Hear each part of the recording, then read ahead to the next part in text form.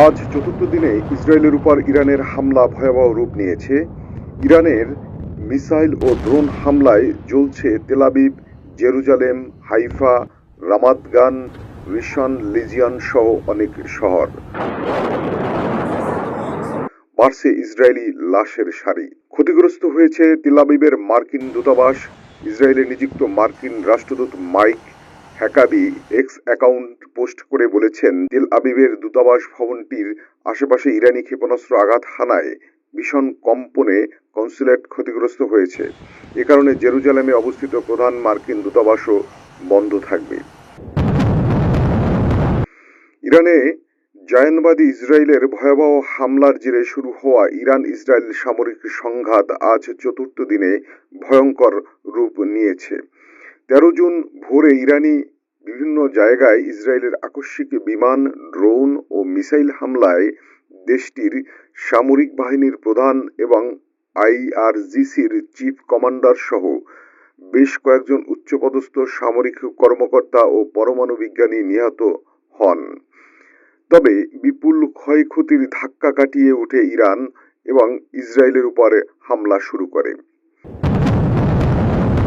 ৪ দিনের সামরিক সংঘাতে ধীরে ধীরে বাড়ছে ইরানি হামলার তীব্রতা। শত শত suicide drone, missile, ballistic missile, hypersonic missile ঝাঁপিয়ে পড়ছে ইসরায়েলে। বহু আলোচিত আয়রন ডোম বা হার্ড নামের মার্কিন আকাশ প্রতিরক্ষা ঠেকিয়ে রাখতে পারছে না ইরানকে। ব্যাপকভাবে ক্ষতিগ্রস্ত হয়েছে ইসরায়েলের প্রতিরক্ষা মন্ত্রণালয়, ডিমোনা পারমাণবিক কেন্দ্র, হাইফা বন্দর ব্যবস্থা এবং কয়েকটি তেল শোধনাগার।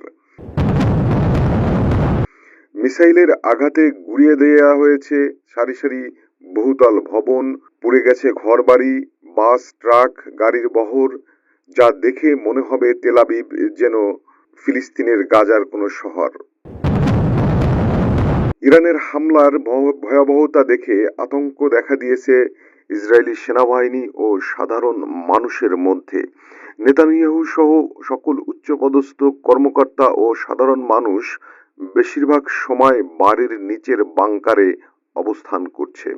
Could certainly be the result because the Iran regime is very weak. They certainly don't have the people. 80% of the people will throw these theological thugs out. And you know, the Persian people and the Jewish people have had an ancient friendship, goes back to the times of Cyrus the Great. That could happen. অবস্থা বেগতিক দেখে মার্কিন president Donald Trump এগিয়ে এসেছেন ইসরায়েলকে উদ্ধারের পরিকল্পনা নিয়ে। Well, I hope there's going to be a deal. I think it's time for a deal and we'll see what happens, but sometimes they have to fight it out, but we're going to see what happens. তিনি গতকাল থেকে বলেছেন, Iran ইসরায়েলের মধ্যে একটি যুদ্ধবিরতি চুক্তির চেষ্টা চলছে। তবে বিশ্লেষকরা মনে করেন, ইরানের বেপরোয়া মিসাইল হামলায় লণ্ডভণ্ড ইসরায়েলকে উদ্ধার করার জন্যই ট্রাম্পের এই প্রচেষ্টা। রাজনৈতিক বিশ্লেষক ও সামরিক বিশেষজ্ঞরা বলেছেন, ইরানের উপর চাপিয়ে দেওয়া ইসরায়েলের এই অন্যায় যুদ্ধ বদলে দিতে পারে মধ্যপ্রাচ্যের ক্ষমতার সমীকরণ, যেখানে ইসরায়েল ও আমেরিকার আধিপত্য অনেকটাই ক্ষুণ্ণ হতে পারে।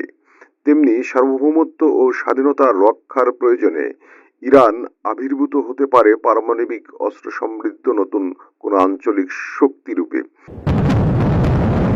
এদিকে ইরানের বিচার বিভাগের মিডিয়া সেন্টার মিজান জানিয়েছে, ইসরায়েলের জায়নিস্ট শাসন ব্যবস্থার পক্ষে গোয়েন্দা সহযোগিতা ও গুপ্তচর বৃত্তির অপরাধে এক ব্যক্তির মৃত্যুদণ্ড কার্যকর করা হয়েছে।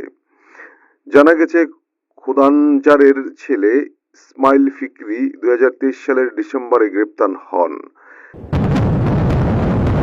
এখনও জায়নিস্ট শাসন ব্যবস্থার গুপ্তচর সন্ত্রাসী সংস্থা বলে সক্রিয় প্রতিষ্ঠানের সাথে যোগাযোগ রক্ষা করে চলছিলেন। তাকে একটি জটিল কারিগরি ও গোয়েন্দা বিভাগের অভিযানের মাধ্যমে গ্রেপ্তার করা হয় বলে জানা গেছে। F Alam, special correspondent, Dhaka report 24।